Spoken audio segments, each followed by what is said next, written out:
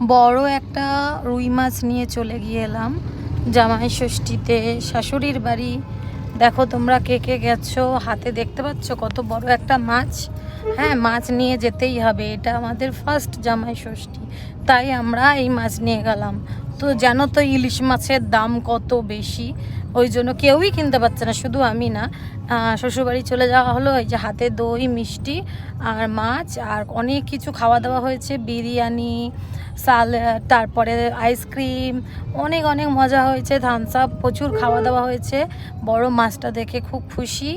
এখন রাখা হলো, পরে ধোয়া কাটা হবে। এই যে বড় একটা হাঁড়িতে আমাদের ডেচকিতে বিরিয়ানি তৈরি হয়েছে, তোমাদের সঙ্গে পরেই সব শেয়ার করবো। আর একটা সুন্দর গেঞ্জি পেয়েছে, দেখো আমার হাজব্যান্ড, আমার বৌদি আমার বরকে আশীর্বাদ করেছে, কেন আমার মা নেই। আর এই যে খাওয়া দাওয়া দেখতেই পাচ্ছ, ফল মিষ্টি, আর কে কে মজা করেছো বলবে অবশ্যই।